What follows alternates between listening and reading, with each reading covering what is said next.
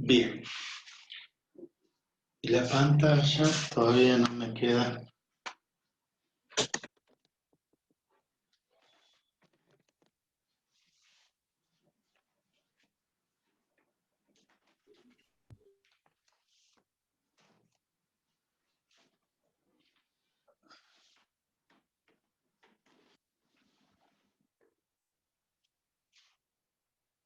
Ahora sí.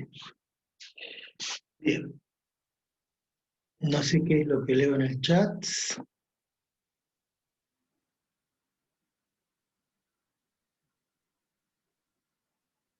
No, el tema del parcial del sábado no, porque ya fue postergado. Ustedes pidieron que se rinda, la semana pasada cuando tenían que rendir álgebra, ustedes pidieron que lo posterguen el examen. Ya una segunda postergación no, porque sería muy poco ético. Así que lamentablemente no, este sábado, si rinden a las 10, nosotros hemos corrido a las 12, acuérdense que son las 3 carreras. Y esto ya estaba pactado con anterioridad, o sea, el hecho de haberlo postergado y ahora de nuevo postergar no es muy serio que digamos. Así que no, la posibilidad de cambiarlo no. Este sábado se toma el segundo parcial. Después programaremos para el recuperatorio, pero no podemos estar cambiando cada vez que ustedes, no es que se les ocurra, ¿no es cierto? Pero ya lo hicieron una vez y bueno, ya he visto por la profesora que también postergaron otro parcial de análisis, entonces esto se está volviendo un poco relajado y hay que acostumbrarse que bueno, estando la fecha, por eso pusimos la fecha de física también, para que no llegue ese día y digan, no, nosotros tenemos, no, estamos hablando del 7 de octubre y faltan más de 3 semanas, y el 10 de octubre, o sea, rinden el miércoles el práctico y el sábado rinden la teoría, para que no haya este tipo de inconvenientes. Pero generalmente nosotros siempre le damos 2 semanas de anticipación en las fechas. Van a tener que empezar a ajustar ustedes un poco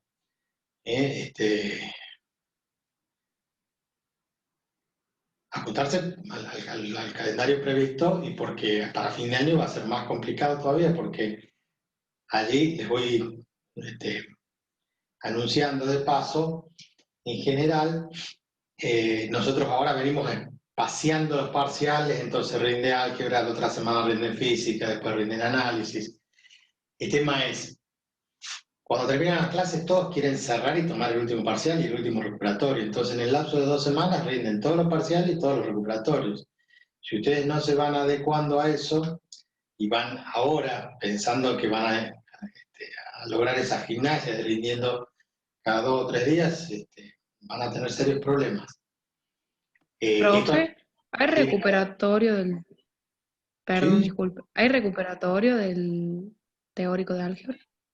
claro. Hay ¿Pero se hace recuperación. ahora o se hace para el final? No, lo hacemos ahora, lo programamos para dentro de 2 o 3 semanas.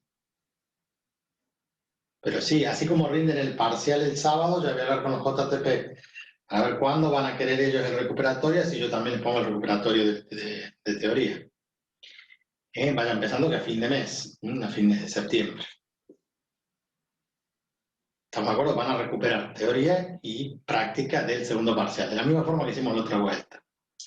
O sea, rendimos el teórico y el práctico separados, pero el recuperatorio, como no son todos los alumnos, lo rendimos todos juntos. ¿Contestada su pregunta? Bien, están avisados entonces que rinden eh,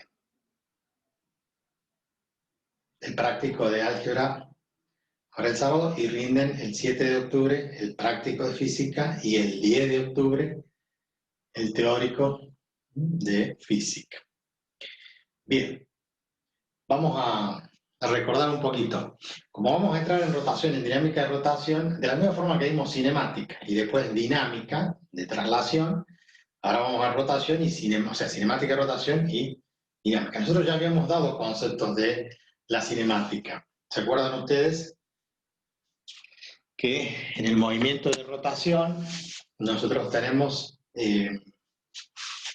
a ver, esta parte, tenemos un movimiento circular donde tenemos un centro, un determinado radio, y a partir del centro y el radio, si nosotros suponíamos que acá había una partícula que estaba en movimiento de rotación, si gira en este sentido, entonces aparecía la velocidad que llamábamos velocidad angular. Esa velocidad angular hacía que si en algún momento este cuerpo se soltaba, quedaba con velocidad tangencial. Entonces, de este punto, donde es tangente a la trayectoria, sale la velocidad tangencial, que es perpendicular al radio, o sea, allí hay 90 grados. ¿Sí? ¿Qué es lo que habíamos analizado esto? Que esa velocidad angular, nosotros la teníamos expresada en ¿qué?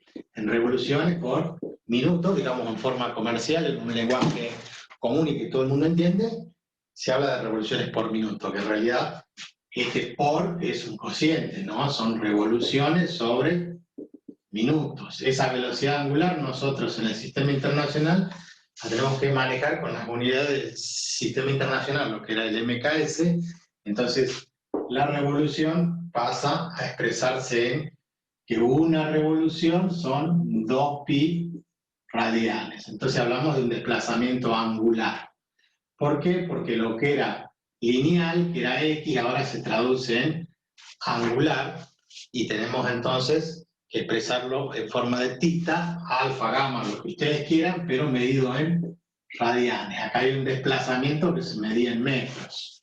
Ahora el desplazamiento es angular, giro tantos grados, o giro tantas vueltas, o tantas revoluciones. Entonces revolución con revolución se va, y en nuestro sistema la unidad de tiempo en minutos tiene que pasar a expresarse en segundos. Entonces, un minuto son 60 segundos y transformamos, multiplicando los RPM por 2pi, dividiendo por 60. Eso es lo que ya habíamos visto en conceptos de velocidad angular. Por lo tanto, la definición de velocidad angular, omega, era el desplazamiento delta tita sobre una variación de tiempo delta t. Y dijimos entonces que esto se mide en radianes sobre segundos. Esa es la magnitud que corresponde. Bien, sobre el sistema que tenemos aquí, encontrábamos una relación entre la velocidad angular, ustedes recordarán que es un vector perpendicular al plano de rotación, o sea, la partícula se mueve en este plano, que es el del pizarrón, entonces el vector angular en realidad es un vector perpendicular.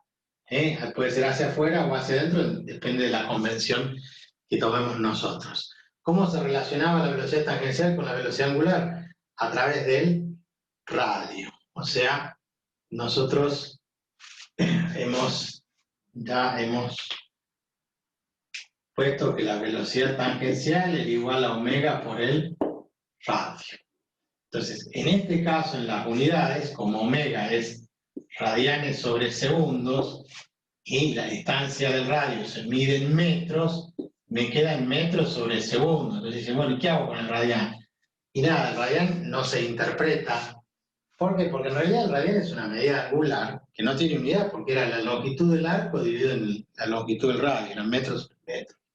Pero para expresarlo como una medida angular, en vez de expresarla en grados, ¿qué hacemos? La medimos en radianes. Cosa que ustedes ya saben, que en un ángulo de 360 grados hay 2pi radianes. En un ángulo de 180 grados hay pi radianes porque el radio entra 3,14 veces en su semicircunferencia, o entra 6,28 veces, 2 veces pi en su circunferencia sin importar el tamaño del radio. Esta relación de velocidad en omega por r hace que nosotros vamos recordando que todo lo que es angular respecto de lo que es lineal se transforma o es directamente proporcional al radio.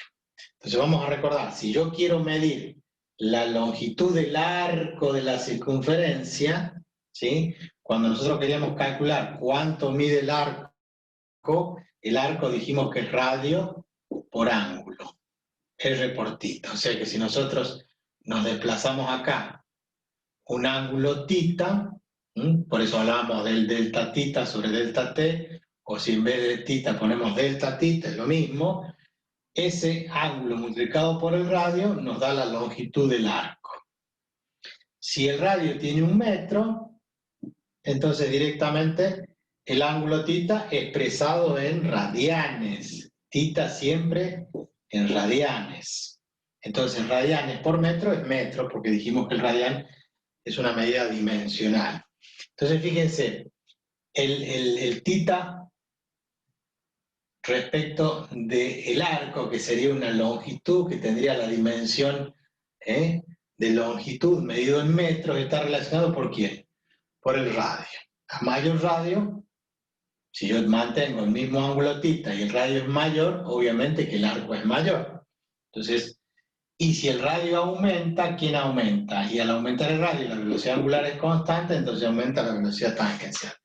Yo les hablaba de que cuando tomamos algo y empezamos a girar, a hacer revoluciones como una boleadora, por ejemplo, si yo le voy dando más soga, o sea, voy haciendo más largo el radio, la cuerda de la boleadora, a mayor radio, si yo mantengo la velocidad de esta angular constante, no es lo mismo que esté a 1 metro que la boleadora esté a 2 metros o a 3 metros. Voy a tener cada vez mayor velocidad tangencial. Entonces, podemos ir haciendo un resumen entre lo que ya lo habíamos hecho, entre lo que es lineal y lo que es angular. Nosotros en lo lineal hablamos de una distancia x en metros, lo angular en θ. En esto hablamos de una velocidad tangencial y acá hablamos de una velocidad angular. Hablamos de una aceleración ojo, tangencial. Esa aceleración angular la medimos como alfa. Esa es la correspondencia. Todos se relacionan mediante ¿quién? Mediante el radio. De tal forma que si nosotros definíamos, vamos a girar un poquito la cámara, entonces si nosotros definíamos esa longitud del arco que lo llamamos X, esa longitud del arco que es X, es igual a θ por R. Si nosotros en esa relación dividimos miembro a miembro por delta t y por delta t, al tener θ sobre t, entonces vamos a tener ¿qué cosa? Velocidad, porque es espacio sobre tiempo, y de este lado esa velocidad tangencial va a ser θ sobre t, que es omega, multiplicado por el radio. Y si de nuevo volvemos a dividir por el delta t, y volvemos a dividir por el delta t, entonces nos aparece de este lado la aceleración tangencial igual a omega por delta t, omega sobre delta t, que es la aceleración alfa por r. Entonces fíjense, x con θ, x igual a θ por r, v igual a omega por r, y aceleración tangencial alfa por r. En todos los casos estamos pasando del movimiento lineal al movimiento de rotación. Habíamos dado dos tipos dos casos particulares en la traslación, que era MRU y MRV. Acá lo mismo, tenemos MCU, movimiento circular uniforme con omega constante. ¿Qué es que omega sea constante? La velocidad angular, la cantidad de vueltas por minuto se mantiene constante. Doy tantas vueltas, siempre la misma cantidad de vueltas en el mismo tiempo. O tantos radianes por segundo. En cambio, en el movimiento circular uniformemente variado, ahí lo que es constante es la aceleración. Alfa, ya hemos dicho que es la variación de la velocidad angular respecto del tiempo. Entonces, si la aceleración esa es constante, significa que va a ir aumentando la velocidad angular, las revoluciones por minuto. Entonces en un minuto voy a tener 10 revoluciones por minuto, en el otro minuto voy a tener 20, en el otro voy a tener 30, después voy a tener 40. Voy aumentando 10 radianes por segundo al cuadrado, ¿no? Porque al ser esta velocidad en radianes sobre segundo, acá para pasar a la aceleración, a los radianes por segundo lo dividimos en segundos, nos queda radianes sobre segundos al cuadrado. Todo esto estamos haciendo un rápido resumen de esa cuestión. Más fórmulas que relacionábamos. Bueno, nosotros relacionábamos en esto de la velocidad angular igual a la variación sobre θ, así como nosotros teníamos x igual a x sub 0 más b por t, nosotros acá vamos a tener θ igual a θ sub 0 más omega por t. ¿Qué hemos cambiado? El x por θ, el x0 por θ sub 0 y la velocidad, en vez de tomar una velocidad tangencial, tomamos una velocidad angular. Para aquellos que están recordando que la aceleración tenía otra forma de expresarse, era la aceleración centrípeta, la aceleración que iba hacia el centro, que también dependía del radio, y ojo, la aceleración centrípeta no tiene que ver con este tipo de relaciones, o sea, tiene que ver, pero lo que quiero decir es, no es lo mismo. Si esta velocidad angular empieza a aumentar, quiere decir que hay aceleración angular. Si hay aceleración angular, entonces esta velocidad tangencial en este punto va a ser mayor, entonces va a haber una aceleración tangencial. O sea, vamos a tener, por un lado, la relación de lo angular con lo tangencial, lo lineal con lo angular, pero también vamos a tener entre medio de esos dos lo que ya hemos trabajado, que era la aceleración centrípeta, que tenía que ver de las velocidades al cuadrado por el radio sobre el radio. Cada vez que lo pienso, me confunde, esto para que ustedes también lo manejen de esa forma, decir, a ver, ¿cómo me acuerdo? Si es b cuadrado por r o b cuadrado sobre r, si es omega cuadrado por r o omega cuadrado sobre r. Más fácil acordarse que la aceleración centrípeta es el producto de las velocidades. La velocidad tangencial por la velocidad angular. Entonces, cuando yo reemplazo la velocidad tangencial por omega por r, entonces voy a tener omega por omega, omega cuadrado por el radio. Si yo despejo omega de acá, pasa el radio dividiendo, entonces omega va a ser b tangencial sobre r. Entonces omega va a ser b tangencial sobre r, entonces b por b va a ser la velocidad tangencial al cuadrado sobre el radio. Entonces, tenemos dos tipos, no es que tengamos dos tipos, tenemos un solo tipo de aceleración centrípeta, pero para recordar la fórmula de la aceleración centrípeta que ya hemos visto, que era por el cambio del vector velocidad tangencial. ¿Hay una variación de velocidad? Sí, ¿debido a qué? Y que el vector podría ser el módulo siempre el mismo, pero va cambiando la dirección, y como esto es una magnitud vectorial, el hecho de que cuando nosotros hacemos un movimiento de rotación, este es el vector tangencial, mi codo es el centro de rotación, entonces yo voy viendo que el vector que representa la velocidad tangencial es constante en módulo, pero como es un vector, tiene dirección y sentido, entonces de este punto a este punto cambio la dirección. El cambio de dirección es el que aparezca una variación de velocidad hacia el centro, y eso originaba la aceleración centrípeta. Esto es lo que fuimos viendo nosotros hasta aquí. Podemos volver al gráfico y decir, bueno, a ver, acá nos faltaron unos colorcitos, pero nosotros acá en el gráfico, donde teníamos esta...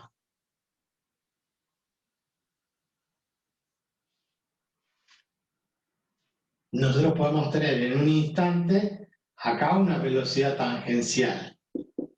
Y en otro instante, acá tenemos otra velocidad tangencial. Lo que hace que aparezca, ¿qué cosa? Una aceleración tangencial, que depende del radio, ¿se acuerdan? Y depende de la aceleración angular. Pero también tenemos la aceleración que es centrípeta. Entonces tenemos la aceleración tangencial y la aceleración centrípeta. O sea que vamos a tener en definitiva una aceleración total, que va a ser componiendo la aceleración centrípeta, que es esta que calculamos acá, con la aceleración tangencial. Las dos aceleraciones se van a componer para dar una determinada aceleración.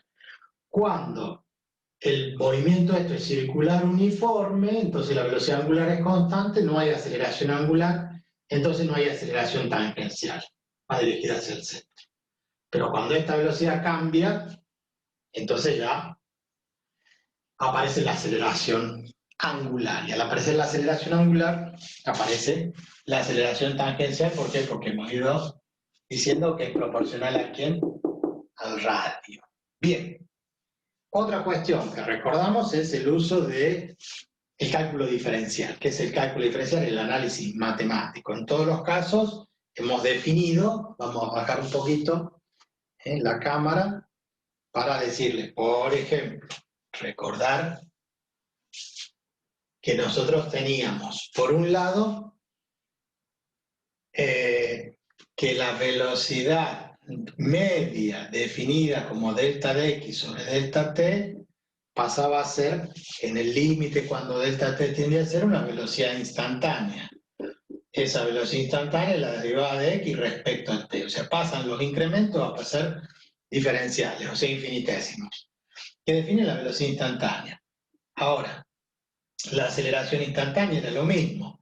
La aceleración instantánea era el límite, o sea que era la derivada de la velocidad respecto del tiempo.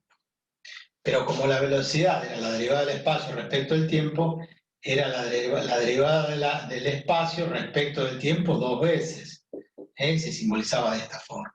O sea, yo tengo una expresión cualquiera de velocidad que no responde ni al MRU ni al MRV. Un movimiento variado, donde la aceleración no es constante, la velocidad no es constante. Entonces, ¿qué hago? Si yo la derivo, si tengo la expresión en función del tiempo, cuando lo derivo obtengo la velocidad. Y si lo vuelvo a derivar, obtengo la aceleración. Cosa que pasa en movimientos así, que no tienen ninguna constante. Entonces, podríamos poner un ejemplo. Es decir, yo puedo tener expresado que x en función de t es igual a 2t cubo menos 3t más 2. Usted me dice, bueno, ¿qué es eso? Y bueno, a medida que va pasando el tiempo, yo voy a graficar una función que es una cúbica. Y así va a ir variando la posición. ¿De qué tipo de movimiento? Cualquiera, movimiento aleatorio. Entonces, y bueno, pero a ver cuánto vale la velocidad. Y la velocidad vale la derivada. Como ustedes ahora están ya sabiendo derivar, dicen 3 por 2, 6, 6t. En vez de derivar respecto de x, ahora se deriva de respecto al tiempo. Menos 3 por t, la constante por la variable, la derivada de la constante. Y esto es la velocidad.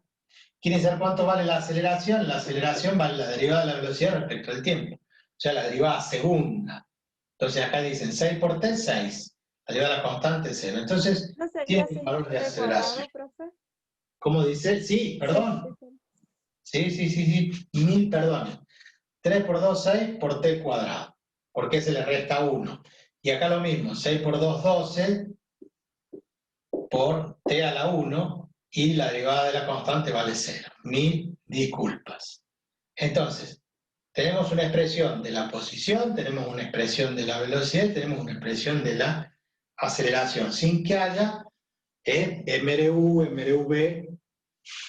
De la misma forma, vamos a tener entonces que hay una velocidad angular, hay un θ en función de t, hay un θ en función de t, y va a haber una velocidad angular en función del tiempo, y va a haber ¿qué cosa? Una aceleración angular en función del tiempo.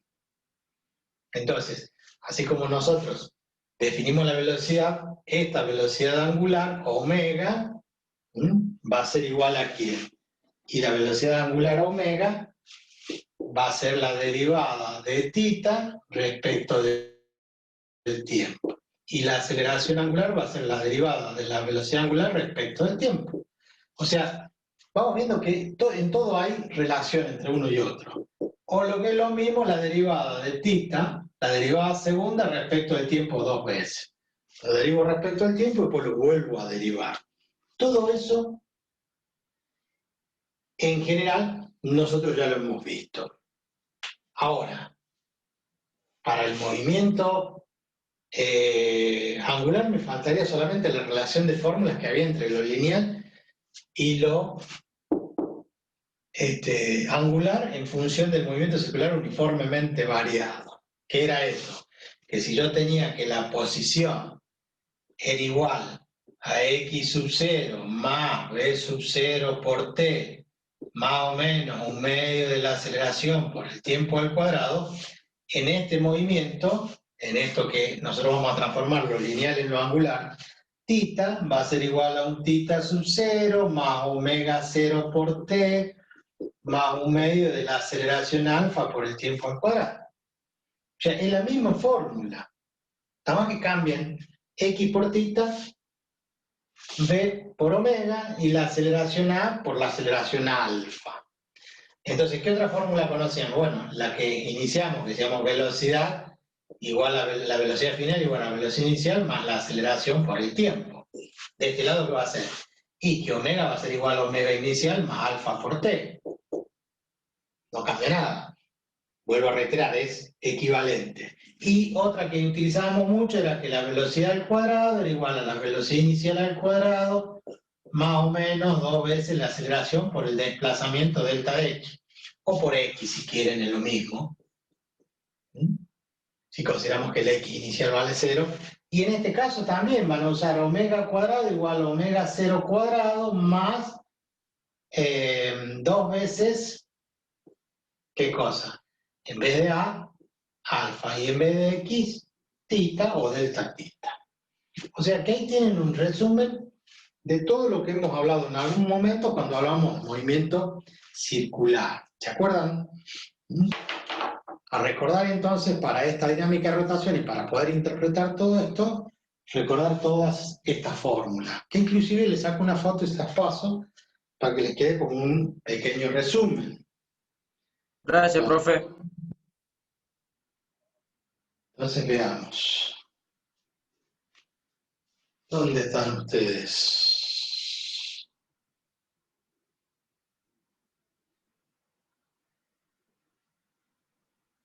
Grupo Compáez.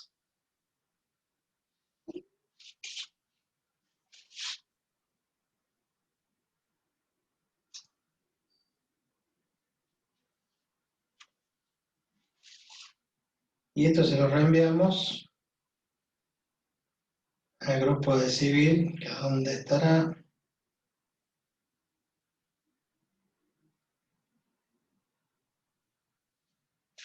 Que es el mismo que uso para álgebra, ¿no es cierto? Bien.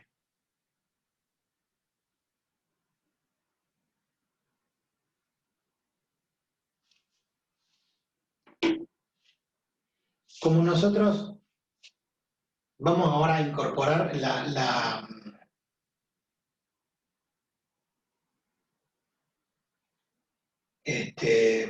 dinámica de rotación, antes de entrar en dinámica, vamos a ver energía cinética. ¿Qué es lo que pasa con la energía cinética?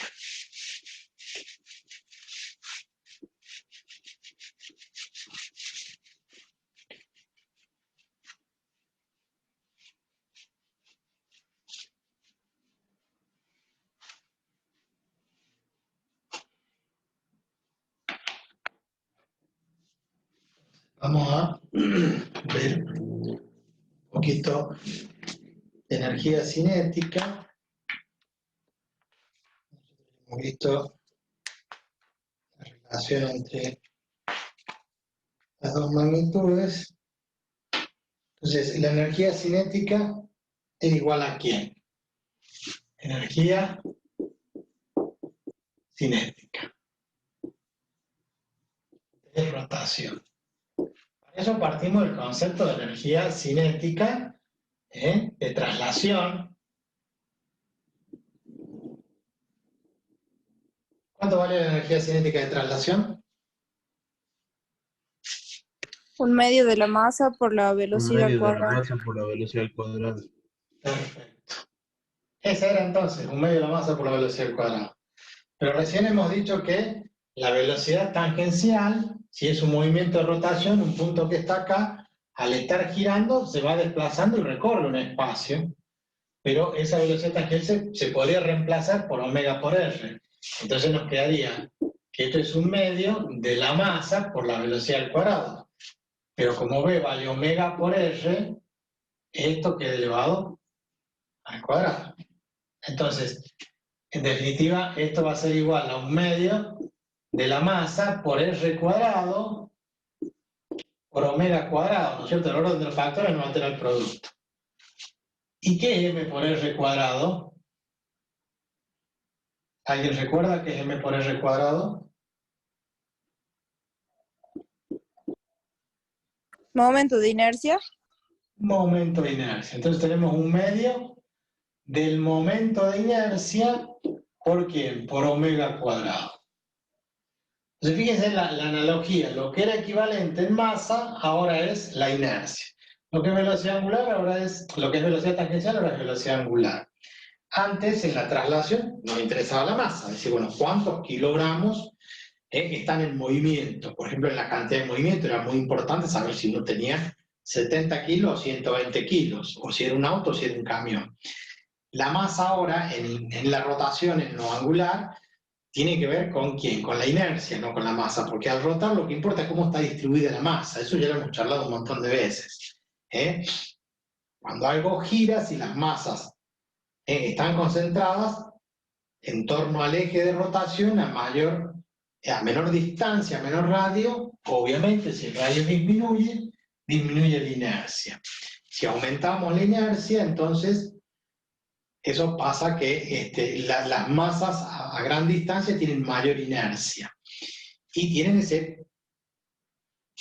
esa capacidad de almacenar energía en forma de rotación. Por eso en muchos aparatos, algunos de ustedes entenderán, lo que son más fierreros, inclusive en aparatos industriales, tenemos lo que es el volante, que es una cosa que está adosado a un eje, tenemos un motor, hacemos girar un eje, pero hay un volante, hay una gran masa distribuida, que ella cuesta ponerla en movimiento, pero una vez que entró en movimiento, almacena energía cinética, pero en forma de rotación a gran inercia, mayor energía. Y esa es la que nos permite, después se puede volver en contra, porque cuando queremos frenar eso es imposible. Yo siempre les cuento, cuando hacen en las rutas, vieron que van los camiones y van tirando tierra, cuando van a hacer, y van compactando. Cuando compactan usan esos rodillos, que es como un tractor, pero que tiene un cilindro inmenso, pesadísimo. Ese cuando uno lo quiere frenar, no hay forma. Demora muchísimo en frenar. Entonces eso por el efecto de la inercia. Es muy importante tener en cuenta eso, porque nosotros en general a veces no le damos importancia, y la inercia es algo que en movimiento, el momento de inercia, ¿no? La inercia que hablábamos nosotros en la traslación, y digo, nosotros nos vamos por inercia. Ahora, esa inercia que nosotros ponemos en rotación tiene que ver con la masa distribuida. A gran masa y a mayor distancia, mayor momento de inercia, mayor energía de rotación, lo que hace que nos beneficie en algunos casos y en otros casos, si queremos frenar, se nos vuelve incómodo. Pero bueno, vamos a ver algo, a ver si es que sale, relacionado con la... Hace un par de años, en Córdoba falleció el profesor Alberto Maistegui, que era realmente uno de esos profesores que no es fácil encontrar. Después le pueden preguntar al ingeniero Mercado, que da química, él lo tuvo de profesor, para que vean qué viejo que es, él lo tuvo de profesor ahí en el anfiteatro en Córdoba. Se llenaban los auditorios, el aula magna cuando daba clases, la gente iba 2 horas antes para ganar lugar, porque realmente era excelso su forma de... Vamos a buscar acá, ¿dónde estará?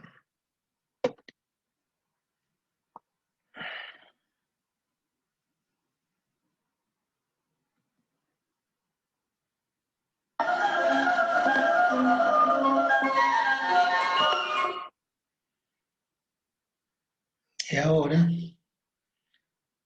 tenemos que ir y compartir la pantalla. Ponemos el video. Ustedes me van a decir si lo escuchan, si lo ven.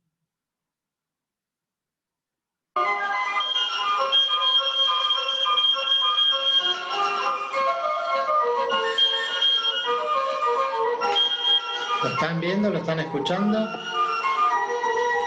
Sí, profe. Bueno, es la dinámica, esto es lo que vamos a ver nosotros, pero vamos a adelantar con el video para que vean qué interesante que se vuelve.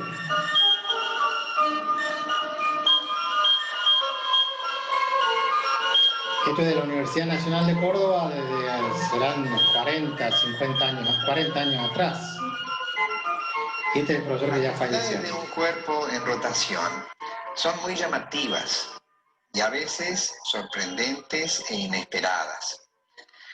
Lo que queremos hacer con esta presentación es describirlas mediante un número mínimo de fórmulas para también reducir a un mínimo las dificultades que se presentan cuando se quiere aprender esas propiedades y también cuando se las quiere enseñar. Las cantidades, las magnitudes físicas a las cuales recurriremos son la cantidad de movimiento de rotación de un cuerpo alrededor de un eje o de un centro de rotación, igual al momento de inercia de ese cuerpo con respecto a ese punto o a ese eje, multiplicado por la velocidad angular de rotación. Otra de las magnitudes físicas que usaremos es el momento aplicado desde el exterior por una fuerza con respecto también a ese punto o a ese eje de rotación. Y finalmente, la tercera fórmula es cómo hacer para cambiar la cantidad de movimiento de rotación, el delta de L, que es igual al momento aplicado desde el exterior multiplicado por el lapso durante el cual está aplicado. Con estas tres fórmulas podremos hacer una descripción cualitativa de todas estas propiedades tan llamativas, tan interesantes, que explican que no es una casualidad que el trompo sea un juguete entretenido al cual recorren por generaciones los chicos para jugar. U otras propiedades que iremos mostrando mediante algunos experimentos que vamos a realizar enseguida.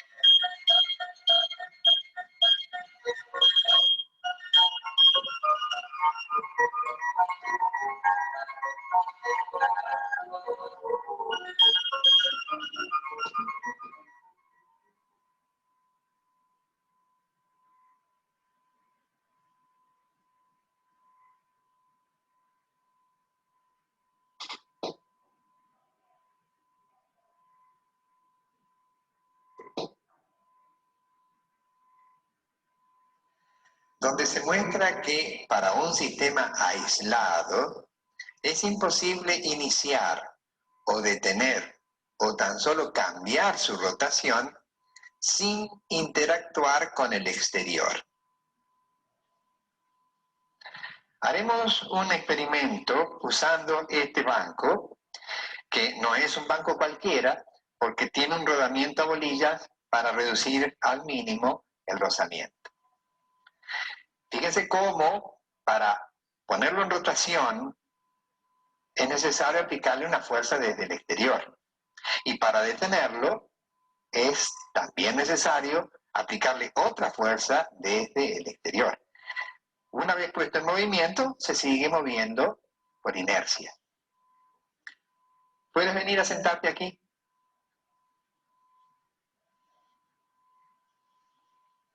Te pido que te pongas en rotación. Ahí está. ¿Cómo hiciste para comenzar la rotación? Y me apoyo en el piso. Es decir, fue necesaria una interacción con el exterior. Aquí el sistema es banco-persona, el exterior es el piso. Necesitaste apoyarte en el piso para iniciar la rotación. Es decir, apoyándote en el piso, aplicaste un momento desde el exterior sobre el sistema. Y así has adquirido una cantidad de movimiento de rotación. Ahora te pido que te detengas. ¿Cómo hiciste para terminar con la rotación? ¿Cómo hiciste para anular la cantidad de movimiento de rotación? También me apoyé en el piso. Nuevamente, aplicaste un momento desde el exterior sobre el sistema. Esa presencia del momento aplicado desde el exterior es indispensable para cambiar la cantidad de movimiento de rotación. Ahora ponte otra vez en rotación.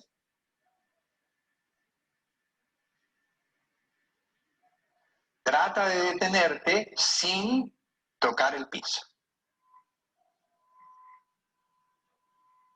No puedo. Ni puedes ni podrás, porque falta la interacción con el exterior.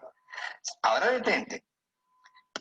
Comienza la rotación, sin tocar el piso.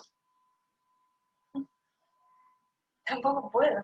Es decir, es indispensable la existencia de un momento aplicado desde el exterior para adquirir esa cantidad de movimiento de rotación.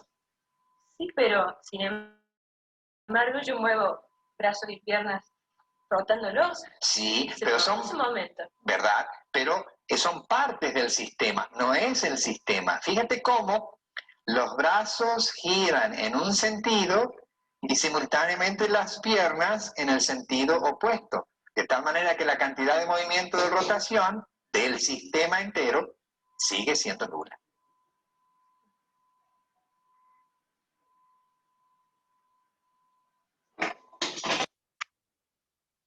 Ahora, es fácil ponerte en rotación aplicando momentos del exterior que te dan cantidad de movimiento de rotación.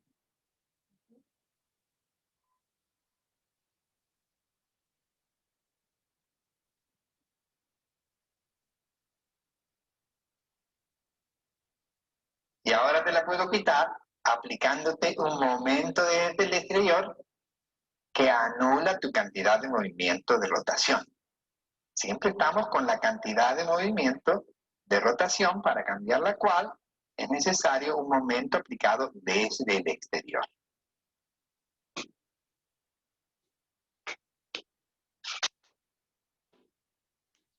Ahora, ¿por qué hablamos de cantidad de movimiento de rotación en vez de decir velocidad de rotación? Ya verás cómo es posible cambiar la velocidad de rotación del sistema sin cambiar su cantidad de movimiento de rotación. Es un distingo importante, no es lo mismo.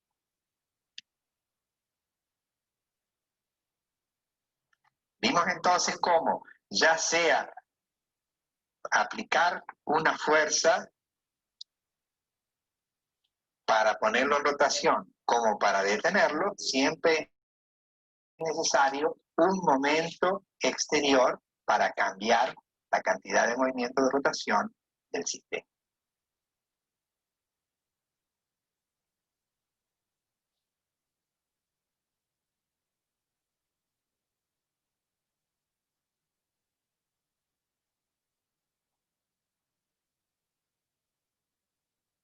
Donde se muestra que cuando un sistema está aislado, su inercia de rotación puede cambiar, su velocidad de rotación puede cambiar, pero la cantidad de movimiento de rotación del sistema no puede cambiar.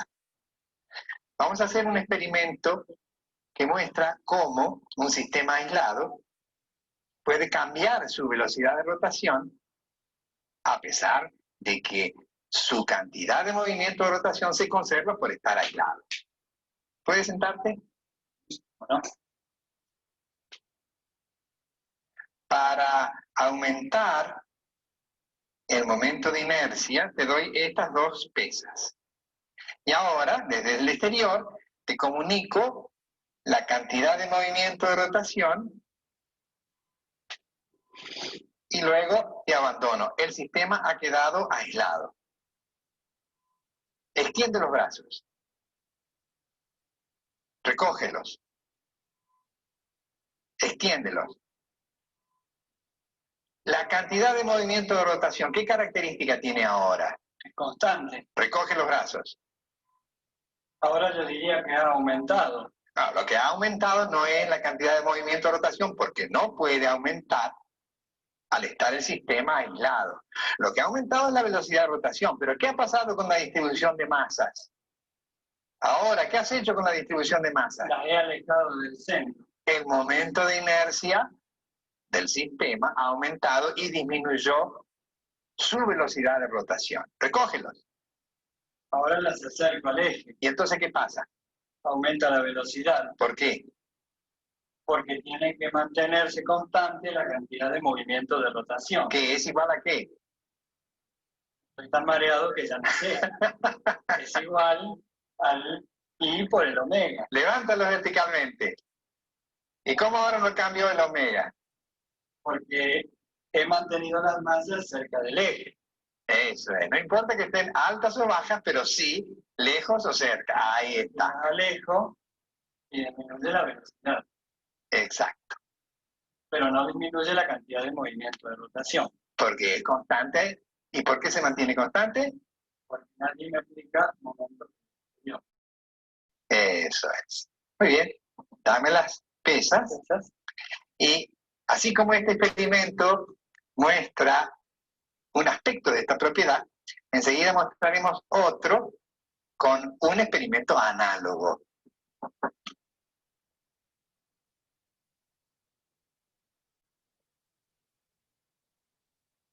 Bien, ¿todavía están ahí? Sí, profe. Fíjense, Sí, profe. lo que estoy por escribir. ¿Qué es lo nuevo que vamos a ver y vamos a desarrollar?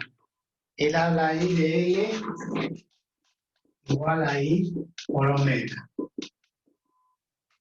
Y ese vector en la dirección del vector ángulo. ¿Se acuerdan que el vector velocidad está en la dirección del eje de rotación? Significa entonces que le llama cantidad de movimiento angular. Para nosotros la cantidad de movimiento era P y era igual al producto de la masa porque por la velocidad. Fíjense, que la cantidad de movimiento lineal o momento lineal o cantidad de movimiento es masa por velocidad. Hemos dicho que la masa se transforma en el momento de inercia y la velocidad tangencial en velocidad angular, entonces en vez de cantidad de movimiento lineal tenemos cantidad de movimiento angular. ¿Se acuerdan que dijimos que la cantidad de movimiento se conservaba en el choque? Entonces es lo que estaban viendo ustedes en el video, que propone ahí el profesor Maestri, una vez que lo hace girar, dice, bueno, ahí hay una cantidad de movimiento, y esa cantidad de movimiento se tiene que mantener constante. Entonces, para que esto se mantenga constante, si yo aumento el momento de inercia, tiene que disminuir. Se entiende que estos son magnitudes inversamente proporcionales. Si L vale 12, entonces el producto es de 2 por 6, pero también podría ser de 6 por 2. O sea, yo aumento este, el otro tiene que disminuir para que se mantenga constante. Y una vez que uno empezó el movimiento, hay una cantidad de movimiento que se debe conservar.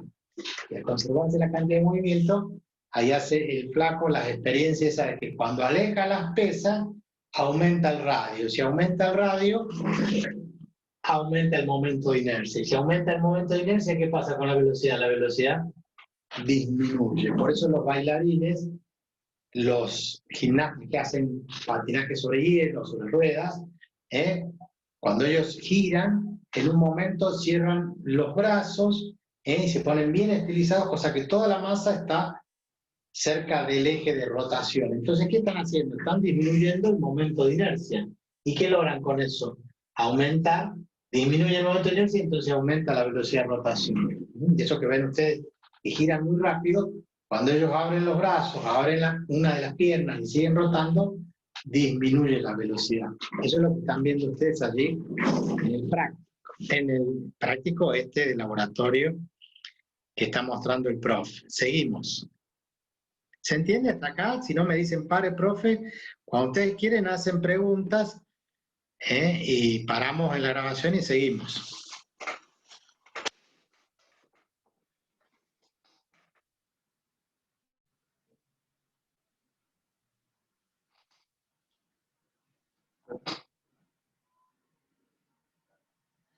Donde se muestra que si un sistema está aislado y una de sus partes cambia su cantidad de movimiento de rotación, otra parte cambia la suya para conservar la cantidad total. Vamos a hacer unos experimentos aprovechando las propiedades de rotación de esta rueda. En primer lugar, desde el exterior, le comunico la cantidad de movimiento de rotación al sistema banco-persona-rueda. ¿Cuál es la cantidad de movimiento de rotación de todo el sistema ahora? Es la cantidad que tiene la rueda. Claro, porque el banco y la persona no giran. Invierte 180 grados. Vuelve a invertirlo. Vuelve a invertirlo. Bueno, ¿qué está pasando? ¿Qué es esto de que te pongas en rotación persona y banco? Cuando lo invierto me hace rotar o me detiene. ¿Por qué? Vamos a ver. Cuando iniciamos el movimiento, toda la cantidad de movimiento de rotación del sistema es la de la rueda. A ver ahora, mientras estás apoyando los pies. Yo con los pies apoyados puedo invertir la rueda y puedo volver a invertirla y nada me sucede. ¿Por qué? Porque estoy interactuando con el exterior y me mantengo fijo. No es un sistema aislado. Pero cuando el sistema está aislado, levanta los pies. Ahora estoy aislado y al invertir la rueda, ella me hace girar. ¿Por qué?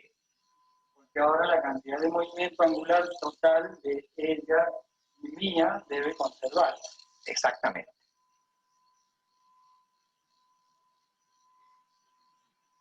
El vector L de la rueda para arriba. El vector L del banco y la persona para abajo. El vector L de la rueda para abajo cancela el del banco y la persona.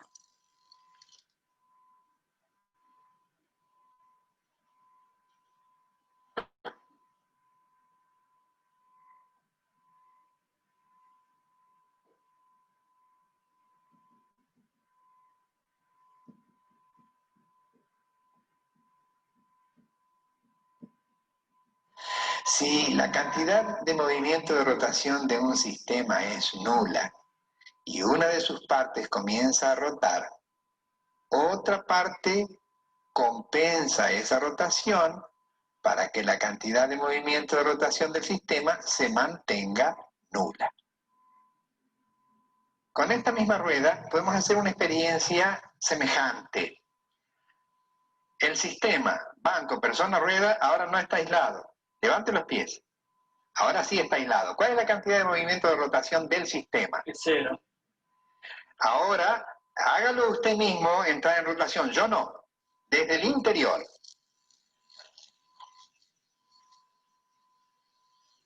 La rueda adquirió un movimiento de rotación cuyo vector L apunta hacia abajo. Pero como el sistema no puede cambiar su cantidad de movimiento de rotación, que era cero, ¿qué pasó entonces? Yo roto en sentido contrario. De manera que la suma de los dos vectores L se cancela. Gire 180 grados. ¿Qué observó? Ahora me hace girar en sentido contrario. Y la cantidad de movimiento de rotación del sistema es siempre... Debe seguir siendo cero. Y si usted ahora detiene la rueda, ¿qué va a pasar? yo detengo la rueda, debería quedar en reposo todo. A ver. Exactamente.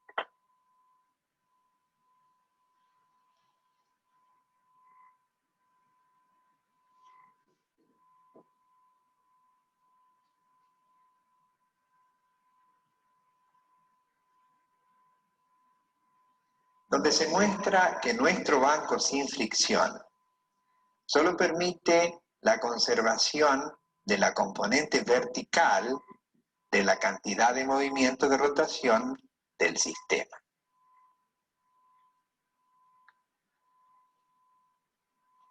Un experimento que hicimos anteriormente. Coloque el eje de la rueda vertical.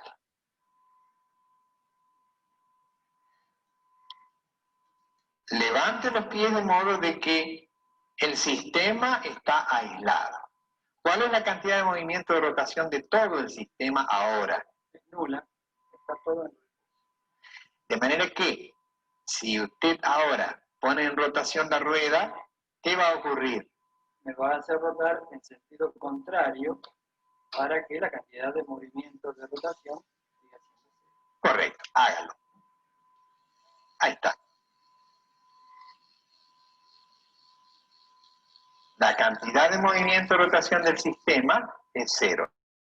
Y ahora también sigue siendo cero. Bien, vamos a hacer una variante. Coloquemos el eje horizontal. ¿Cuál es la cantidad de rotación de todo el sistema ahora? La cantidad de movimiento de rotación nuevamente es cero porque está todo en reposo. Bien. Si yo le pido que ponga la rueda en rotación, adquirirá una cantidad de movimiento de rotación que estará representada por un vector horizontal. ¿Qué prevé usted que va a ocurrir con el banco y la persona? ¿Rotará para allá? ¿Rotará para acá? ¿Qué pasará? La rueda va a rotar alrededor de un eje horizontal. Yo puedo rotar alrededor de un eje vertical. O sea que no sé cómo podría suceder que la cantidad de movimiento de rotación mía cancelara la de la rueda. Realmente no sé qué puede pasar. Bueno, veamos qué es lo que ocurre. Póngala en rotación. Y resulta que antes de ponerla en rotación y después de ponerla en rotación, el banco y la persona se han quedado en reposo. Aquí hay una novedad. Aquí tenemos que examinar una situación nueva, algo que antes no habíamos advertido. Y ya lo adelanto, lo que no habíamos advertido es que la aislación que nos provee el banco es con respecto a un eje vertical, con respecto a su eje. En este caso, la cantidad de movimiento de rotación de la rueda tiene una proyección nula sobre el eje vertical. Entonces, toda la cantidad de movimiento de rotación del sistema va a ser permanentemente nula, no puede cambiar En el eje vertical. sobre el eje vertical. Bien, hagamos el siguiente movimiento. Pongamos la rueda nuevamente en rotación. Su cantidad de movimiento de rotación, un vector horizontal, su proyección sobre el eje vertical, nula. Ahora, levante el vector cantidad de movimiento de rotación y ahora entra en rotación el banco y la rueda. ¿Qué ha pasado? Póngalo horizontal. Bájelo para este lado. La rotación del banco y la rueda tiene sentido opuesto al anterior. Póngalo horizontal. Se detiene la rotación. Cuando usted inclina para allá, el vector cantidad de movimiento, inclínelo para allá, tiene una proyección sobre el eje. Entonces el banco y la persona rotan en sentido opuesto para compensarlo. Al invertir el sentido, se invierte el sentido de la proyección de la cantidad de movimiento de rotación de la rueda. Si antes era para abajo, ahora es para arriba. La del banco, si antes era para arriba, ahora es para abajo, y la cantidad de movimiento de rotación del sistema y de sus partes sobre el eje vertical es permanentemente cero.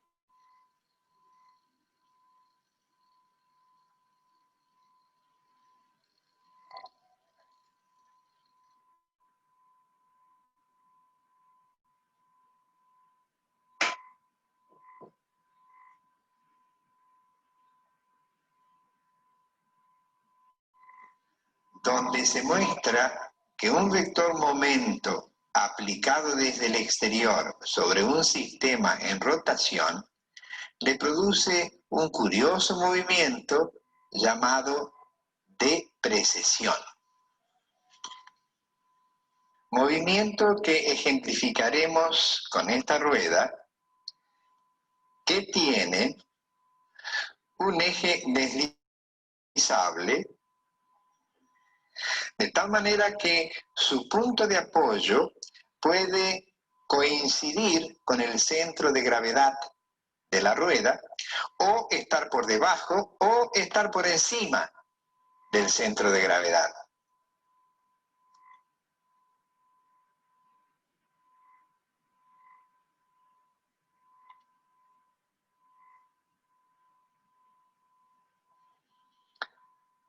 Ahora vamos a apoyar la rueda de modo que el punto de apoyo coincida con el centro de gravedad del sistema. Toma la rueda, ubíquela en una posición cualquiera y suéltala.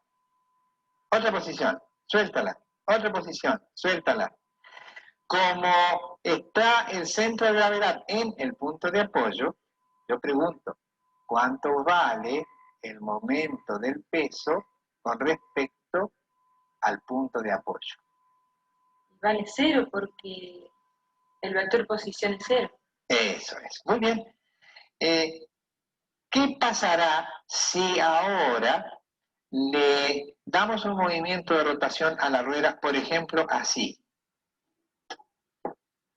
Cuando yo la suelte, ¿esperas algún cambio? No, porque sigue sin haber momento exterior. Eso es. ¿Y si lo ubico más para allá, habrá algún cambio? No. El momento es nulo y luego no puede cambiar la cantidad de movimiento de rotación del sistema. Le doy una cantidad mayor y ahora fíjate lo que voy a hacer.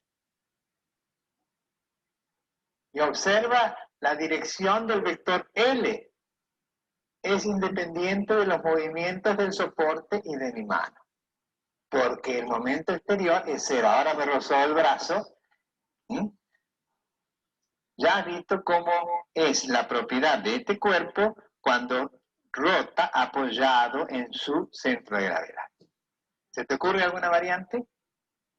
Y si le cambiáramos el punto de apoyo, por ejemplo, por debajo del centro de gravedad.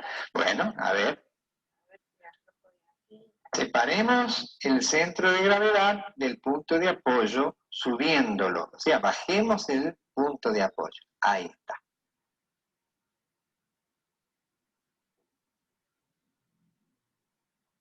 La rueda está en reposo. El centro de gravedad está por encima del punto de apoyo. Si soltamos la rueda, ¿qué te parece que ocurrirá?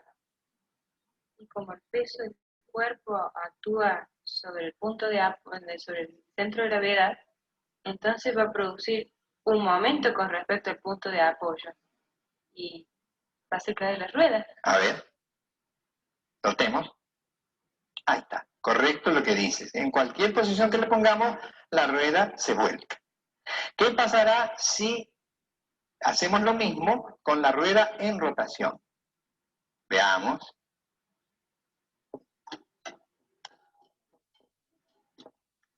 ¿Se volcará? No sé. A ver. No se vuelca.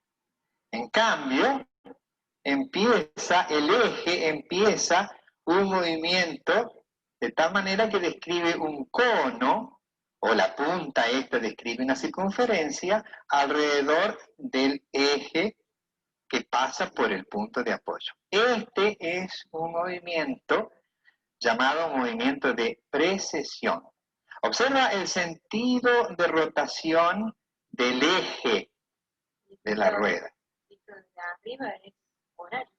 Sentido horario. Muy bien.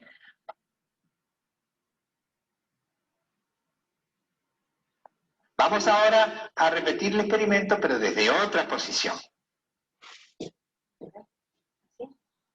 No, cambiando el eje de tal manera que el punto de apoyo que antes estaba por debajo del centro de gravedad, ahora esté por encima. O sea, el centro de gravedad por debajo. Hagámoslo.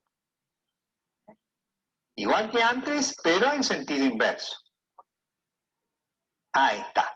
O sea, el centro de gravedad de todo el sistema ahora está por debajo del punto de apoyo. ¿Qué pasará si lo soltamos desde esta posición? Y también, al estar desplazado G, produce un momento con respecto al punto de apoyo, porque ya el vector posición no es nulo. Eso es. Y ese momento producirá una rotación del sistema. Suelta. Ahí está. ¿Qué ocurrirá ahora si en lugar de tener la rueda en reposo, la hacemos rotar?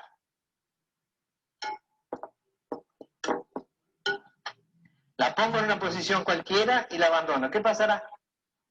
Pienso que va a rotar como antes. Va a rotar como antes, pero con una diferencia. Observa con cuidado. Otra vez. Precesiona. Sí, precesiona. Otra vez un cono. Sí, igual.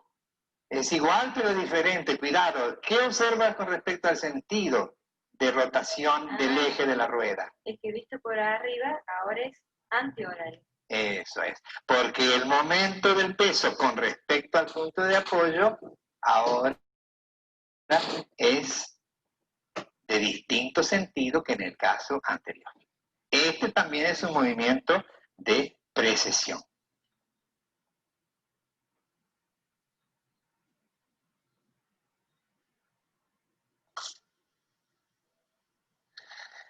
Donde se muestra que hay juguetes que son aparatos científicos y también hay aparatos científicos que sirven para jugar. ¿Qué estás haciendo, Bruno? Estoy jugando con el trompo. ¿Y cómo es ese juego? Uno lo enrosca, después tira del hilo y el trompo anda y se para. ¿Cómo? ¿Anda o se para? Las dos cosas. A ver, muéstrame.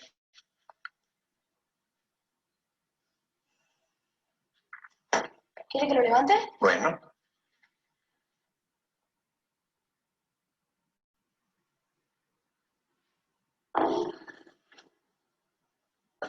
Se pueden hacer otras cosas muy lindas con el trompo. A ver, muéstrame.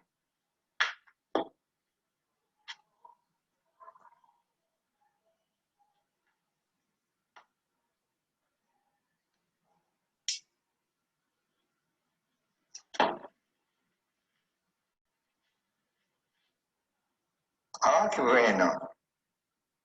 ¿Ves?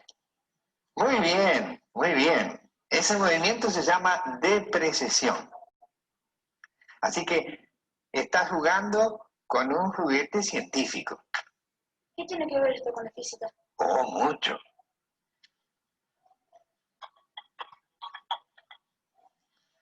¿Te gusta jugar con ese trompo, María Belén? Esto no es un trompo. Sí, es un trompo. Esto es un trompo. Bueno, ese es un trompo para jugar. Este es un aparato de física que se llama estroboscopio, pero cuando da vuelta se porta como un trompo. A ver cómo juegas con ese. No anda porque le falta el piolín. A ver, sin piolín, con este trompo vas a poder jugar. Hacelo dar vueltas. Apoyarlo ahí.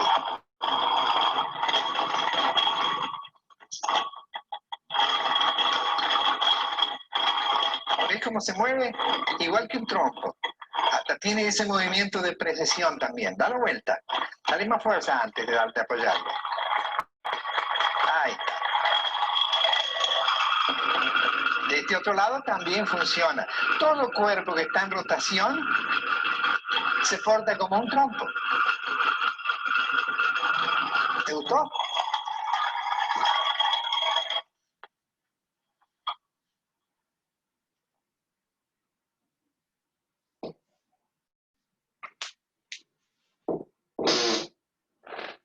Donde se muestra que cualquier cuerpo en rotación puede presentar un movimiento de precesión. Vamos a hacer unos experimentos aprovechando las propiedades de este estroboscopio. Es un instrumento construido para la óptica y no para las rotaciones, pero al ponerse en rotación muestra propiedades muy curiosas.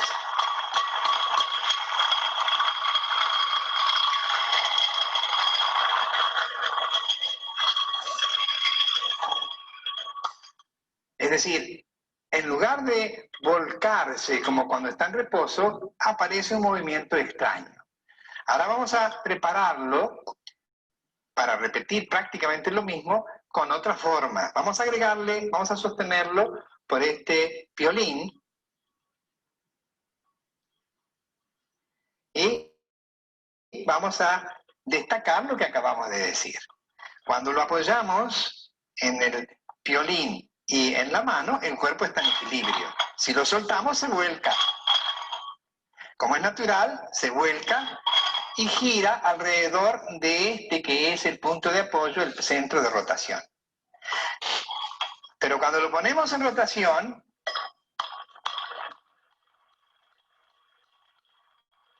si lo soltamos,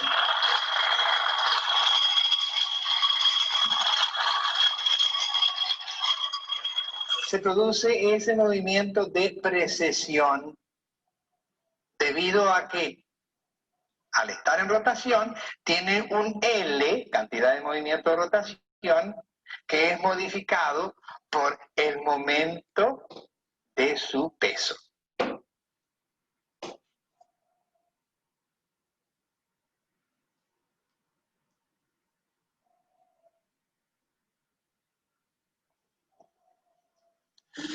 Donde se muestra que para prever el movimiento de un cuerpo en rotación por una acción desde el exterior, no conviene pensar en la fuerza aplicada, sino en su vector momento.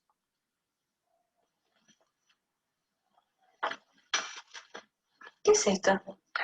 Es un giróscopo, un aparato de física muy interesante para estudiar rotaciones, cuya característica principal es que mediante estos anillos y apoyos se mueve como si estuviera apoyado en su centro de gravedad.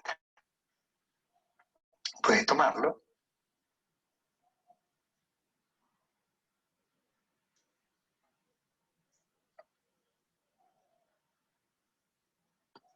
Eso es. Ahí está. Es un movimiento libre alrededor de su centro de gravedad. Tómalo. Puedes moverlo.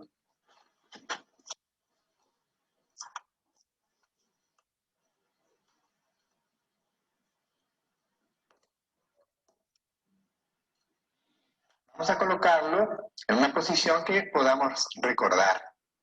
Vamos a pensar que hay un eje X en esta dirección, un eje Y en esta y un eje Z en esta otra.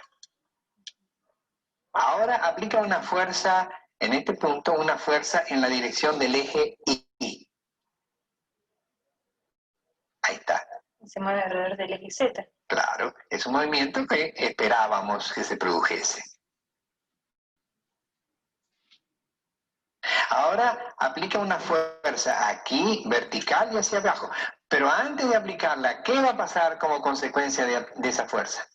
Y se va a mover alrededor del eje X. Muy bien, a ver. O sea, la predicción fue correcta. Ahora vamos a repetir los mismos experimentos con las mismas fuerzas que hiciste antes, pero con el cuerpo del giróscopo en rápida rotación con la ayuda de aquel motor.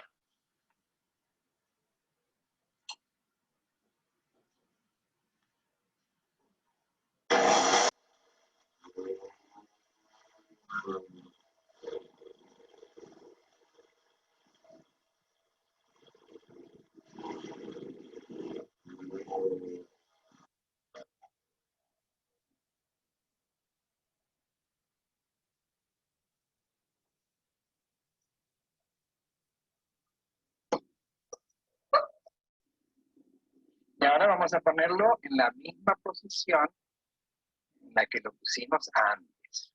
Ahora te pido que apliques la misma fuerza que antes en el mismo lugar que antes. Un momentito, antes de hacerlo, ¿qué movimiento esperas del giróscopo? Y de lo mismo que antes, que gira alrededor del eje Z. A ver, empuja. No hace caso. No, y gira también. Pero este no gira. Bueno, a ver, de este otro lado, en sentido opuesto, con esta mano. También hace lo mismo.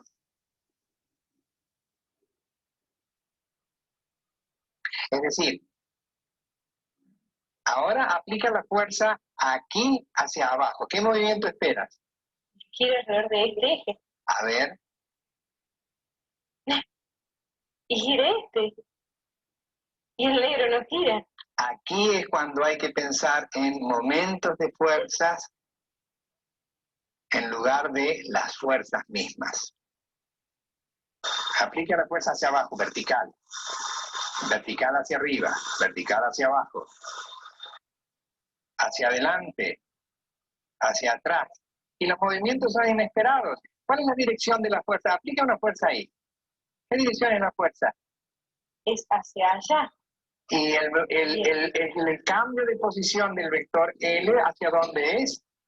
El momento es hacia allá. Y el cambio de posición de L es así. Con la misma dirección que los momentos.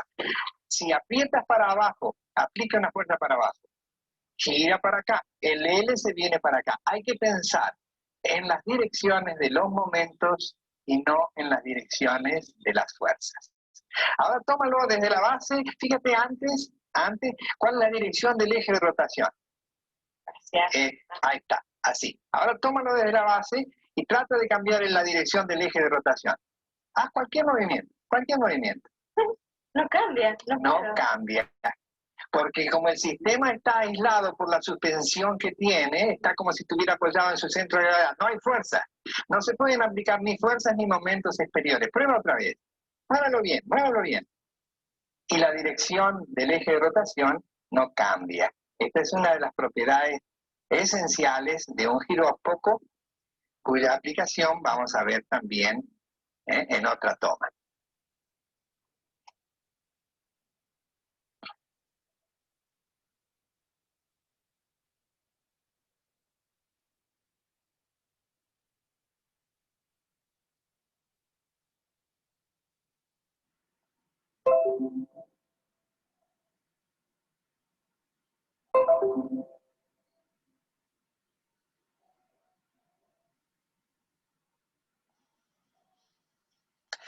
Donde se muestra cómo la torsión de un alambre aplica desde el exterior sobre el giróscopo un vector momento que le produce movimientos sorprendentes.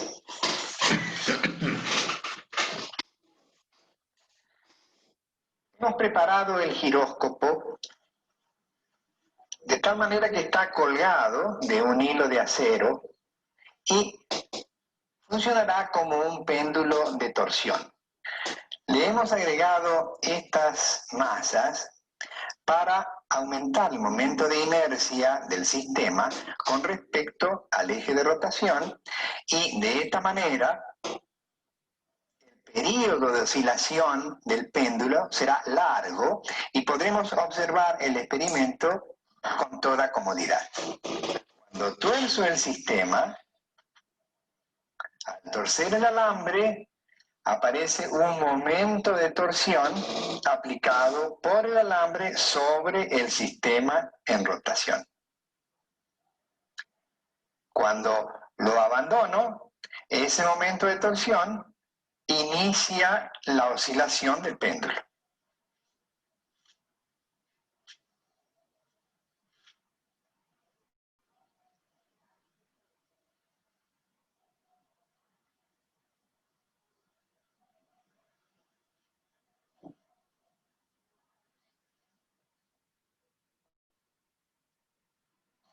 Cuando llega a un extremo, el momento es máximo. Aquí es máximo en sentido opuesto. Al pasar por la posición de equilibrio es nulo. En el otro extremo es máximo en sentido opuesto, nulo. Máximo.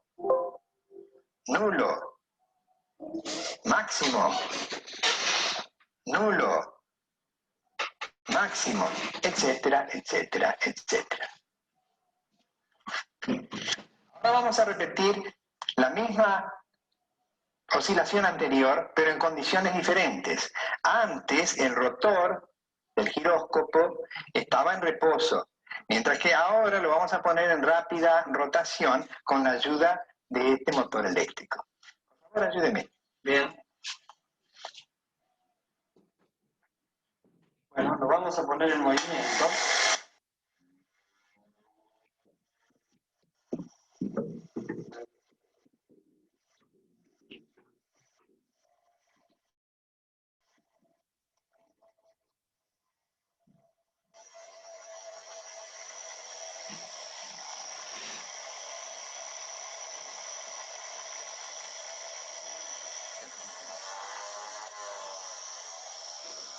Ahora, como antes, tuerzo el hilo para que haya un momento de torsión,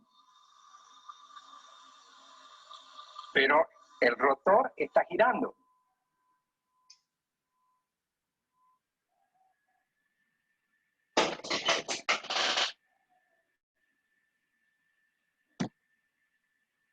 ¿Y se terminó? Parece que sí, profe. Así es. Ahí, bueno, quedó así, esa la grabación la conseguimos, esa partecita final no la tuvimos.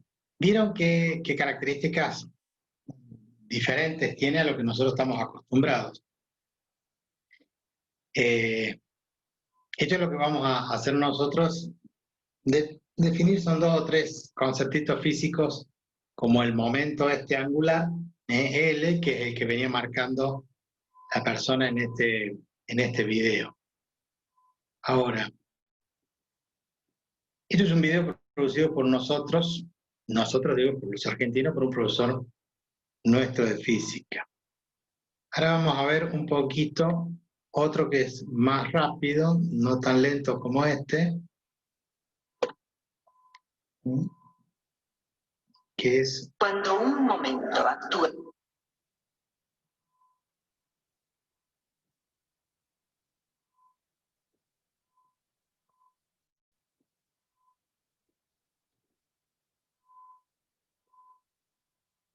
Sobre un objeto que gira, el momento cinético cambia. La derivada del momento cinético es igual al momento aplicado. Bajo la influencia de un momento, el objeto que gira efectúa una precesión, torsión y giróscopos. Dominamos ya las 3 grandes leyes de conservación de la mecánica. En un mundo que está en constante cambio, esas 3 cosas son ahora las mismas como lo han sido siempre y como lo seguirán siendo siempre. Energía, cantidad de movimiento y momento cinético. En esas leyes hay algo extraño. Isaac Newton, que nos legó todo sobre mecánica, nunca pensó en las leyes de la conservación. Todas ellas vinieron como consecuencia de su gran legado F igual a m por a. Pero él mismo nunca las dedujo. Es como si las hubiera dejado a propósito para que otro lo hiciese. Y también ha habido siempre otro pequeño misterio acerca de Newton y sus leyes. Newton basó su mecánica en 3 leyes, pero nosotros parece que solamente usamos una de ellas. Todo lo que nosotros hacemos parece proceder de F igual a m por a. Tengo la sospecha de que hay alguna relación entre esos 2 misterios. Creo que Newton tenía una idea vaga de la conservación, y eso es lo que su tercera ley es realmente. Me voy a explicar. En el caso de la energía ni se crea ni se destruye, pero sí puede fluir de un lugar a otro. Eso es el trabajo. Recuerden, es una fuerza actuando a lo largo de una distancia. Pero si hay una fuerza sobre un cuerpo, siempre tiene que haber otra fuerza opuesta en otro cuerpo. Y esa es la tercera ley de Newton. Y significa que cuando se ejerce un trabajo sobre un cuerpo, este trabajo siempre sale de algún otro. Así es como se conserva la energía. O la cantidad de movimiento. Fuerza es el ritmo de cambio de la cantidad de movimiento. Pero cuando una fuerza hace cambiar la cantidad de movimiento en un cuerpo, la fuerza de reacción estará actuando sobre otro cuerpo, obligando a cambiar su cantidad de movimiento en la dirección opuesta. Y eso es por lo que la cantidad de movimiento se conserva. Esto mismo es válido para el momento cinético. El momento es igual al ritmo de cambio del momento cinético. Pero un momento sobre un cuerpo siempre implica un momento opuesto sobre otro. El momento cinético fluye de un cuerpo a otro y el momento cinético se conserva. Y así ven ustedes que se puede considerar que las tres leyes de la conservación proceden de la tercera ley de Newton. Bien, el tema de nuestra clase de hoy versará una vez más de momento y momento cinético. Y quiero decirles que ha llegado el momento de estudiar el momento.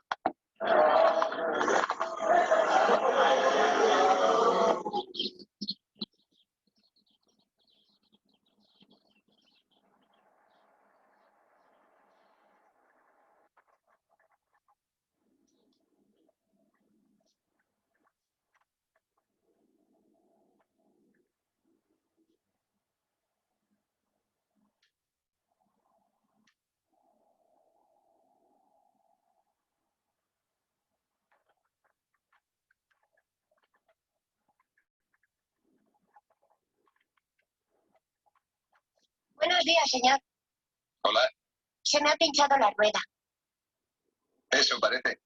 ¿Puede arreglarla? Claro, vuelve dentro de una hora.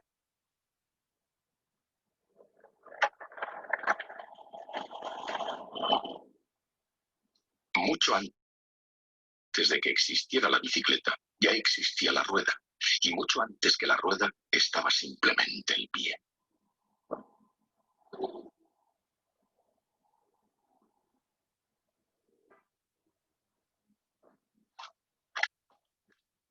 Los pies transportan a sus dueños en condiciones normales y sin una carga demasiado pesada, a una velocidad de unos 5 kilómetros por hora. Los pies actúan por la acción del hombre, la mujer o el niño. Se puede seguir el rastro del progreso de la cultura siguiendo la evolución de los cada vez mejores sistemas de transporte.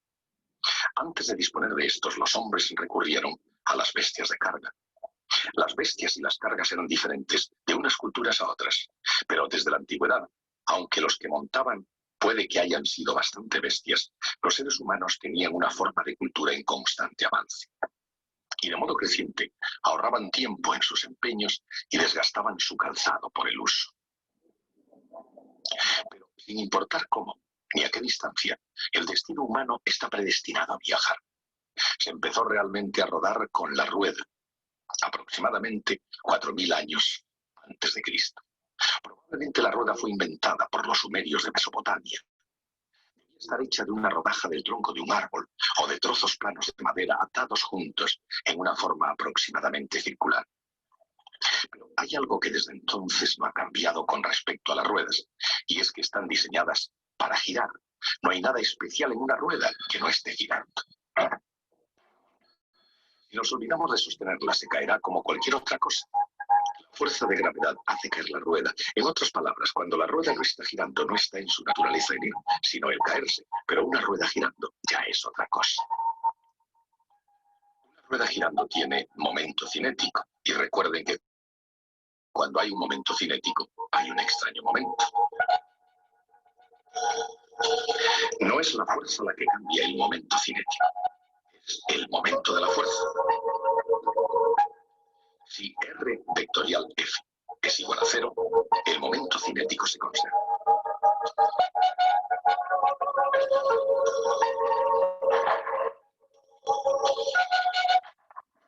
Sin duda alguna, no todas las fuerzas se comportan de esa manera. Por ejemplo, para abrir una válvula o para hacer girar ruedas, lo que se necesita es un momento. El momento es el que causa la rotación vectorial F. Pero si una rueda ya está girando, tiene momento cinético para empezar. El momento puede hacer cambiar el momento cinético, pero de una manera diferente. De hecho, la gravedad puede hacer ahora una extraña jugada. Su fuerza se dirige hacia abajo, pero el momento se dirige hacia un lado. De acuerdo con la ecuación, tau igual derivada de L con respecto a t, el momento cinético girará oblicuamente y la rueda, en lugar de caer, hará otro tanto. Así, indirectamente, es fácil ilustrar el hecho de que una rueda que gira no se cae. Pero detrás de este ejemplo de una escena en directo, ¿qué está pasando aquí realmente? ¿Qué es lo que mantiene a la rueda sin caerse?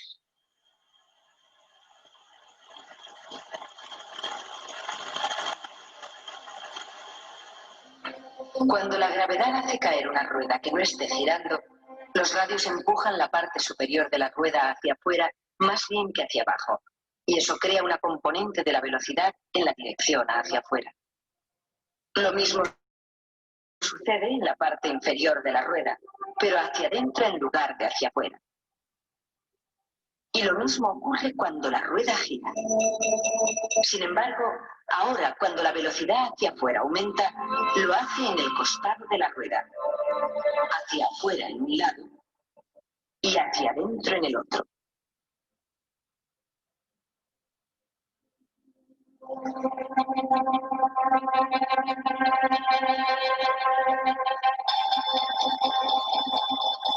Cada radio agrega su propio empuje en la parte superior, produciendo un empujoncito en el lado.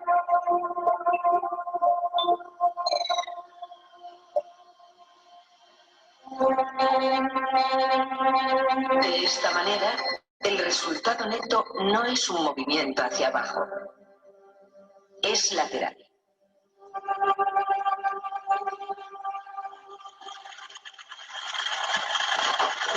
Cuando la rueda comienza a dar vueltas de esa manera, el fenómeno se llama precesión.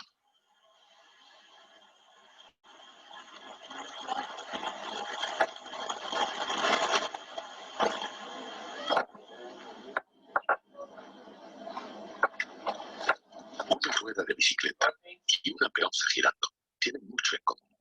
Una peonza que no gira no tiene tendencia a mantenerse en equilibrio sobre su punta. Por otra parte, cuando gira, no se vuelca sobre su costado. En lugar de eso, la gravedad produce una forma diferente de movimiento, la precesión. Ya sea que esté girando o no, la peonza actúa como si toda su masa estuviera concentrada en su centro, en un punto llamado centro de masa.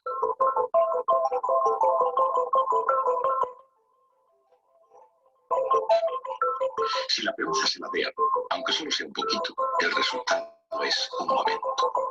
Cuando esto le sucede a una peonza girando, el momento modifica ligeramente el momento cinético de la peonza, haciéndole describir un pequeño círculo alrededor del que va la peonza. Con un pequeño rozamiento que produce el calor en su punta, cada vez que se produce calor se pierde una cierta cantidad de energía. Eso ocurre porque el calor, que es el movimiento aleatorio de las moléculas, es otra forma de energía. Todo, absolutamente todo en la Tierra tiene una cierta cantidad de calor y por lo tanto una cierta cantidad de energía. Y no importa dónde resida esa energía, ya sea en un fuego crepitante, en un témpano de hielo que cruje, o en la energía potencial de un giróscopo que parece resistir a la gravedad. Toda la energía, no importa su forma, se conserva siempre. Esa es la conservación de la energía. Es una profunda ley de la física y tan universal que se puede ver en la precesión de un juguete. Aquí también se produce calor. Parte de esa energía se origina al bajar el centro de masa del juguete, que baja más a medida que la precesión del objeto se hace mayor. Pero a pesar de la pérdida de energía, la rotación continúa con notable estabilidad. Va dando vueltas y vueltas, y así continuará dando vueltas y vueltas hasta que algo interrumpa la precesión. Por supuesto, antes de que algo interrumpa su precesión, las peonzas y los juguetes pueden tener movimientos de precesión de lo más asombrosos y divertidos.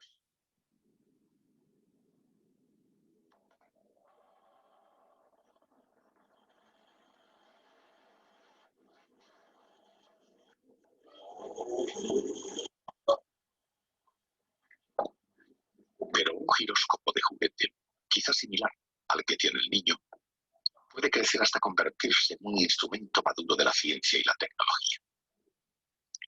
Aunque este giróscopo puede ser divertido de ver, no es un juguete, no está diseñado para jugar, está diseñado para que no haya precesión. Si un giróscopo está equilibrado en su propio centro de masa, la fuerza de la gravedad no le hará tener precesión. Aun cuando sus soportes giren en todas las direcciones, el eje permanece estable y mantiene al giróscopo apuntando en la misma dirección fija.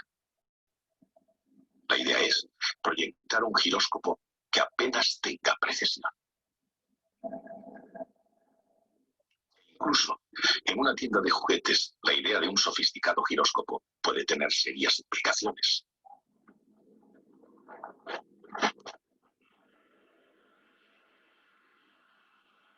En el mundo real, ayudados por giróscopos, cualquier desviación del rumbo predeterminado de un avión o submarino puede ser automáticamente detectada y corregida.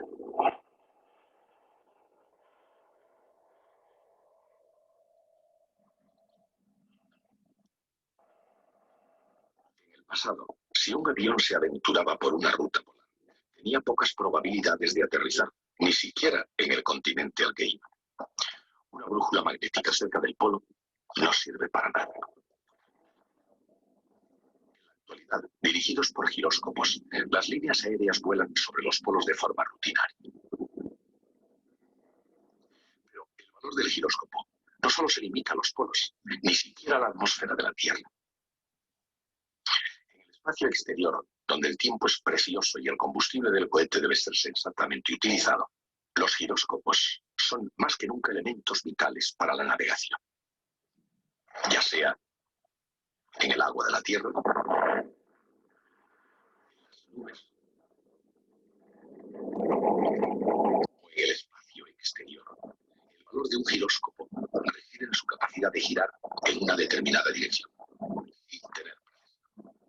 Los que proyectan giróscopos reducen la precesión eliminando los momentos y mejorando el diseño.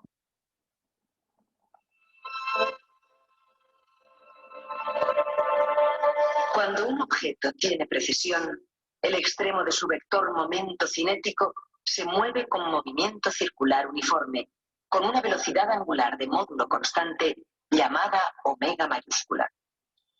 Omega mayúscula es la velocidad angular de precesión.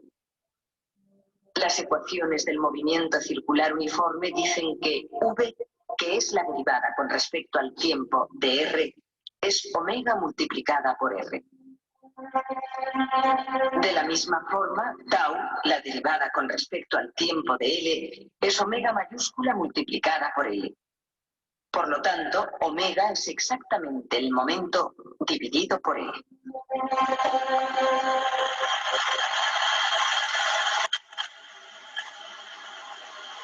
Puesto que un buen giróscopo apenas tiene precesión en absoluto, la rueda de la bicicleta no es buena para la navegación.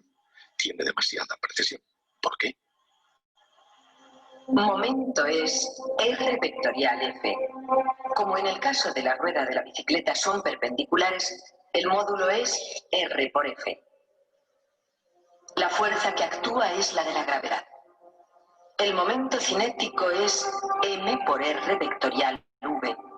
Toda la masa está en la llanta, de manera que el módulo de L es M multiplicado por el radio de la rueda y por la velocidad de la llanta.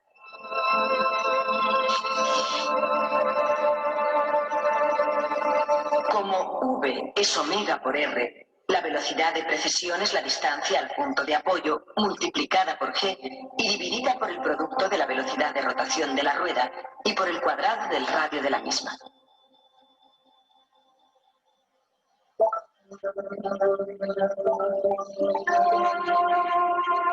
El giróscopo tendrá una precisión mínima si gira rápidamente cuando la rueda es grande y si está correctamente equilibrada. Si se tienen en cuenta todos estos factores, el giróscopo mantiene su curso extremadamente bien. ¿Pero cómo de bien? Evidentemente no son perfectos, porque cualquier objeto fabricado por la mano del sujeto a pequeños desequilibrios y ligeras imperfecciones mecánicas y de otros tipos. Pero los mejores sistemas de orientación con giróscopos son casi perfectos. De hecho, se fabrican giróscopos que se desvían 100 segundos de arco por día. Pero ni siquiera un giróscopo tan preciso como ese es el más preciso que existe. ¿Cuál es? ¿Cuál es el mejor giróscopo sobre la Tierra? Isaac Newton tuvo la respuesta. De hecho, él fue el primero en descubrirlo. El mejor giróscopo sobre la Tierra es la Tierra misma. La Tierra, como Newton sabía, gira sobre un eje inclinado 23 grados y medio respecto a la perpendicular al plano de la eclíptica, es decir, al plano de la órbita de la Tierra girando alrededor del Sol.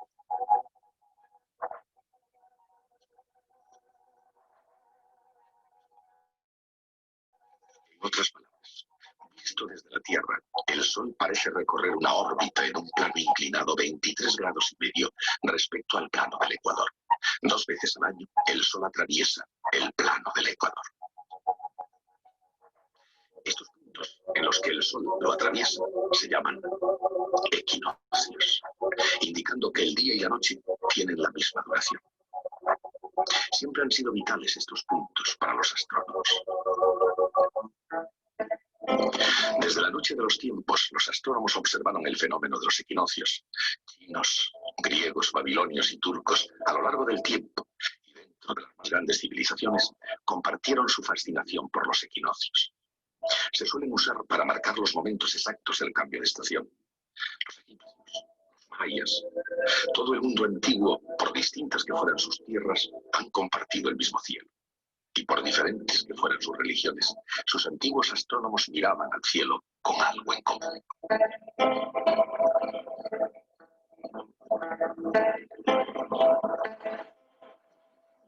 De una forma u otra, calculaban la posición exacta de los equinoccios. Pero, incluso en el cielo, las apariencias engañan. Los equinoccios no están fijos en el cielo. Todos los años se desplazan muy despacio, un poco hacia el oeste. Y en una dirección justamente perpendicular, aunque esto pasó inadvertido durante miles de años. La estrella polar parece desplazarse también. Sin embargo, los antiguos astrónomos veían la estrella polar de un modo diferente. La veían absoluta y eternamente fija en un lugar, como un mito cósmico. En China era respetada como una diosa con el poder de prolongar la vida misma. Los sabios árabes veían la estrella como algo dañino. Creían que la estrella del norte había asesinado al gran guerrero de los cielos, que yace para siempre en un ataúd cósmico, contorneado en rutilante detalle por la Osa Mayor. Pero a pesar del movimiento y de la mitología que la rodeaba, la estrella polar también ha tenido durante siglos aspectos prácticos. Conocida como estrella guía, estrella de los rumbos, estrella de los navíos, ha ayudado a todos los navegantes a cruzar los mares. Parecía que los egipcios habían construido la pirámide de Khufu a la luz de la estrella polar que era visible desde el fondo de uno de los profundos pozos de la pirámide. Sin embargo, 3000 años antes de Cristo, la estrella polar no era la que es hoy. Los egipcios la llamaban Tuban y era otra estrella distinta. A lo largo del tiempo y en las cartas de astronomía, la estrella polar se acerca cada vez más al polo y el máximo acercamiento tendrá lugar en el siglo XXII. El desplazamiento de la estrella polar está relacionado con la precesión del equinoccio de primavera. En las noches actuales, el equinoccio de primavera se encuentra en la constelación de Piscis, moviéndose lentamente hacia la constelación de Acuario. Esto indica que, en contra de algunas teorías revolucionarias de los años 60, la era de Acuario no llegará hasta dentro de 400 años. En cualquier caso, hace 400 años, el hombre más revolucionario del momento fue Nicolás Copérnico. En 1543, De Revolutionibus, ofreció una explicación para el fenómeno de la migración en los cielos. Copérnico escribió: la precesión de los equinoccios se debe a que el eje de la Tierra va lentamente describiendo un círculo. Así como Copérnico comprendió mejor que nadie hasta entonces la precesión de los equinoccios, fue necesario que Isaac Newton la explicara plenamente. Su explicación para el desplazamiento de los equinoccios procedía de su descubrimiento de que la Tierra era un giróscopo y de su conocimiento de que la Tierra no era perfectamente esférica. Si la Tierra fuese perfectamente esférica, el Sol no ejercería ningún momento sobre ella. Pero no es así. Y así, como cualquier giróscopo, la Tierra tiene una precesión. La rotación alrededor de su eje hace que la Tierra se abombe ligeramente en el ecuador. La gravedad del Sol, actuando más intensamente en el abultamiento más próximo a él, ejerce un pequeño momento respecto al centro de la Tierra cuando se encuentra a un lado de ella. Y cuando está en el otro lado, un momento es la misma dirección.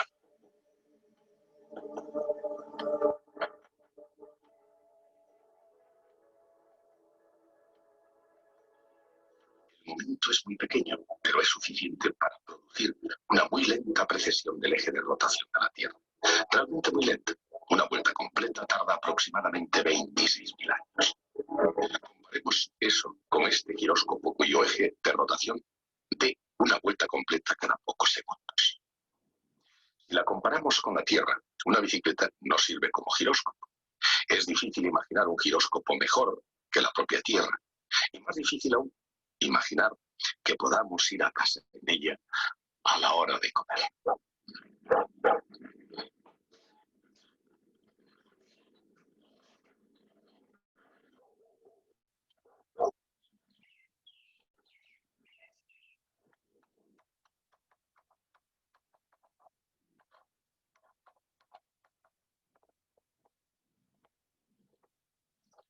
El giróscopo es un raro y sorprendente instrumento. Pero lo que siempre me ha llamado la atención es el hecho de que Newton lo comprendiera y fuera capaz de explicar la precesión de los equinoccios. Cualquiera que hubiera hecho eso habría sido recordado solo por ello. En el caso de Newton ha quedado perdido entre la multitud de sus logros. Newton tenía un joven amigo llamado Edmund Halley. Un día de 1684, Newton comunicó a su joven amigo que había descubierto que una ley de gravedad inversa al cuadrado del radio haría que las órbitas de los planetas tuvieran la forma de secciones cónicas. Es difícil imaginar la reacción de Halley ante esa revelación. Viniendo de su amigo, no pudo ser muy tranquilizadora en la mejor de las circunstancias, porque Newton le había dicho que había descubierto la llave del universo. Halley convenció a su amigo para que publicase su descubrimiento, cosa que al fin hizo Newton, y resultó ser cierto. Newton había descubierto la llave del universo. Daremos la vuelta a esa llave el próximo día. La precesión es el resultado de aplicar un momento a un objeto que gira. El ritmo de la precesión está determinado por el momento cinético del objeto y por el momento aplicado. La Tierra misma es un giróscopo con una precesión debida al momento que el Sol aplica sobre ella.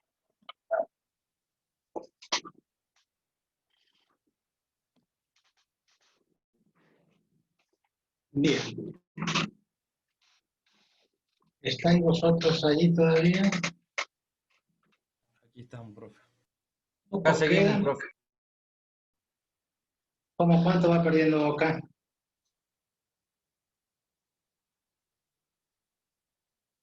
Nadie sabe. No sé, de fútbol nada, profe. Pura física y álgebra nada más. Bueno, me alegro. 2-0, muy bien. Tengo ganas al guiso, sí, yo más que ustedes, imagínense. Bien, supongo que de los que quedan les ha sido interesante. Fíjense que tenemos, muestro los dos videos porque explican lo mismo, pero uno es hecho acá en Argentina, en Córdoba, por un profesor nuestro, y el otro es hecho por los españoles. Sobre esto vamos a trabajar nosotros la clase que viene, que es, bueno, escribir las ecuaciones. Ya sabemos de qué se trata y para qué sirve. Y esas son cosas muy, muy interesantes. Aquel que alguna vez ha tenido una moladora en la mano, no la moladora chiquita, la otra, la del disco grande, cuando está en rotación, cuando está funcionando y uno quiere hacer un movimiento brusco en un sentido, la moladora lo mueve a uno en otro sentido, no en el que uno espera. Hablando de ese fenómeno de precesión. Y también ocurre cuando el auto está en movimiento, ¿no? Las ruedas tienen un sentido de rotación, hay un eje de rotación, y cuando uno produce una maniobra brusca, la velocidad que llevan las ruedas y el momento angular que tiene hace que si uno aplique una fuerza, como es el caso del freno, o porque la rueda ha tocado en alguna parte, ha chocado con algo, le produce esos movimientos que uno no espera y que ustedes están acostumbrados a ver en los accidentes de Fórmula 1, en los accidentes de moto, a grandísimas velocidades, en la cantidad de vueltas y trompos que dan esos vehículos, ¿no? Bueno, sobre eso va a versar la clase que viene. Hemos visto en estos videos todo lo que vamos a trabajar la clase que viene. Van a ser las ecuaciones y algunos cálculos para determinar estas velocidades angulares, los radios, la velocidad, todas las relaciones de las magnitudes angulares con las magnitudes angulares. Así que bueno, los dejo que vayan a comer, vamos a comer. Y nos vemos la semana que viene, si Dios quiere. Una de las cosas que después les voy a pasar por el grupo, porque la semana que viene vuelvo a tener exámenes en la Universidad Nacional. Así que vamos a ver cómo hacemos. Yo creería que la clase del martes la vamos a dar lo mismo, pero tendremos que corrernos un poquito en el horario y en vez de empezar a las 4:15, empezaríamos a las 3 para terminar a las 5, así me permita después continuar con el examen final. Pero ya les voy a confirmar el horario. Así que bueno, chicos, nos estamos viendo. Bueno, profe, hasta luego. No, profe, tenga buena noche, cuídese.